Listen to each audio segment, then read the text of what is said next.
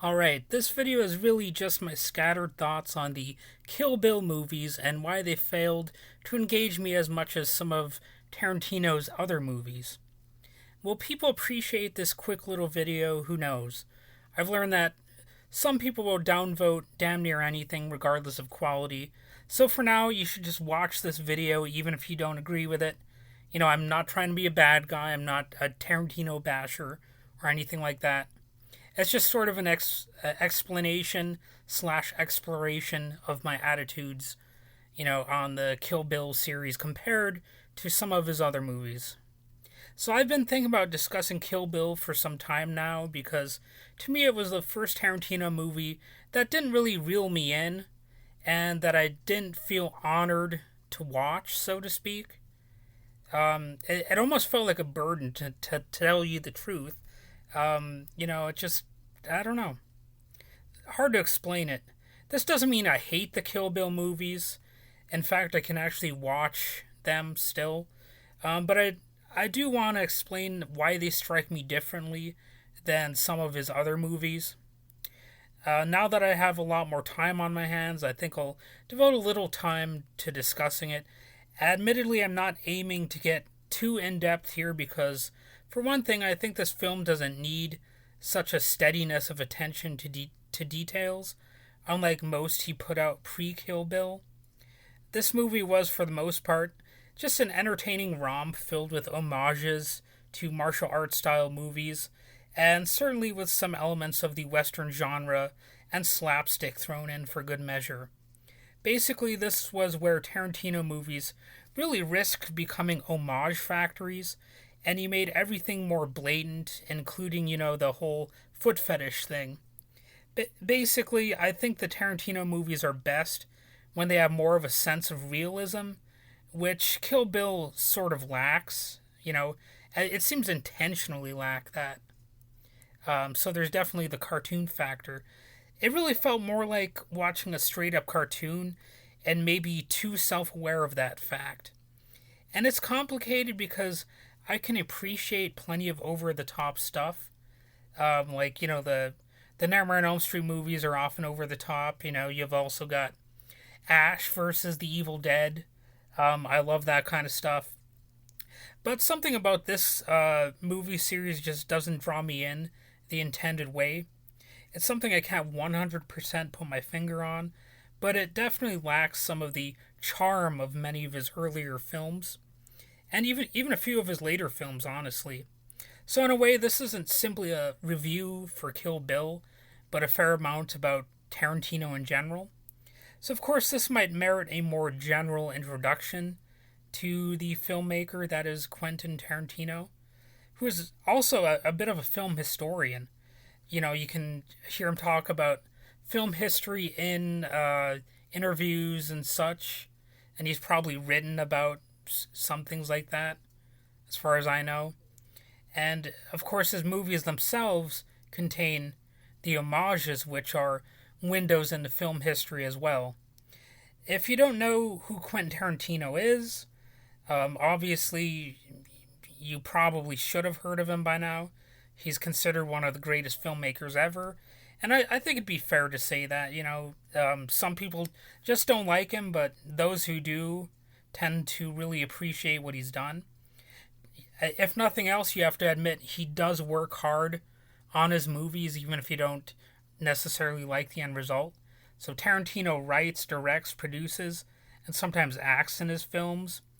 And my two favorites from his body of work are Pulp Fiction and probably Jackie Brown.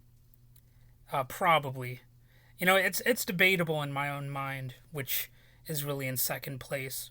So my least favorite of his, as stated, the Kill Bill movies, which are lacking for me. But also Once Upon a Time in Hollywood.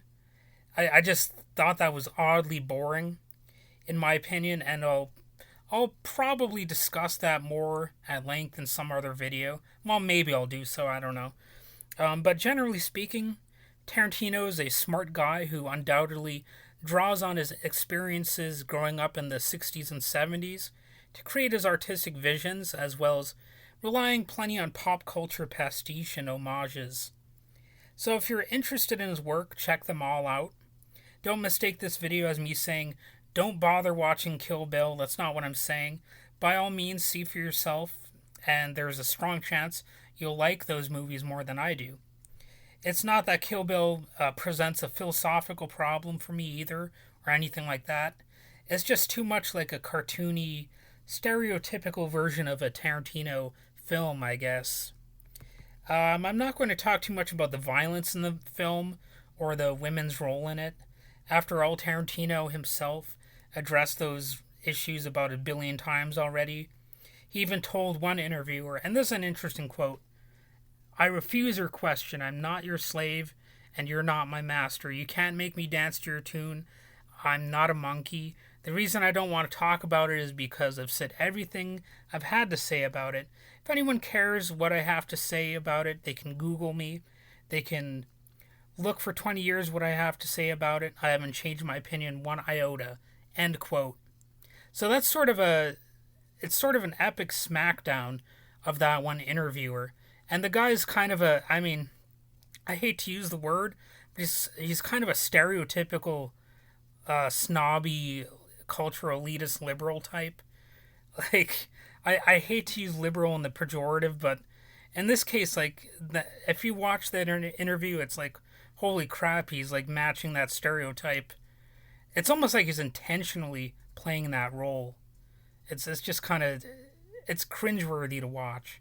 I'll just put it that way. So basically, most people love Kill Bill, and they're not going to go out and murder people after watching it. You know, it's a ridiculous, this constant thing of, artists and entertainers, they have to constantly watch everything they write or everything they say, it's outside of the acting role or whatever, because somebody will be negatively influenced. I mean, you have to be able to draw the line somewhere with that kind of crap, Similarly, most people who watch the Roadrunner cartoons aren't going to imitate Wile E. Coyote and buy a bunch of faulty gear from Acme, right? Most people who see the Fantastic Torch or the Fantastic Four and see the Human Torch, they're not going to like set themselves on fire and try to fly from the roof or whatever, You might even get some dumbasses who do that kind of stuff. I'm not going to completely rule it out, but most people, they're just not going to take it that far. And I understand we live in a post-truth age where plenty of people do lack critical thinking skills, but the artist, you can only blame them so much for that kind of stuff, right? So, also I'm going to link to a pre-scandal Charlie Rose interview with Tarantino in the description, so definitely check that out too. And lastly, let me leave you with some words from Robert Duvall's character Hub from the somewhat underrated movie Secondhand Lions, released in 2003. So here's what Hub says there. Quote, "Sometimes the things that may or may not be true are the things a man needs to believe in the most. That people are basically good, that honor, courage, and virtue mean everything, that power and money and power mean nothing, that good always triumphs over evil, and I want you to remember this, that love, true love never dies. You remember that, boy, you remember that. Doesn't matter if it's true or not. You see, a man should believe in those things because those are the things worth believing in." So I think that's a really great quote, and have a nice day. Hopefully you reflect on those words, and hopefully they might be the biggest takeaway from this video, aside from the whole Kill Bill thing and Tarantino. So, bye-bye.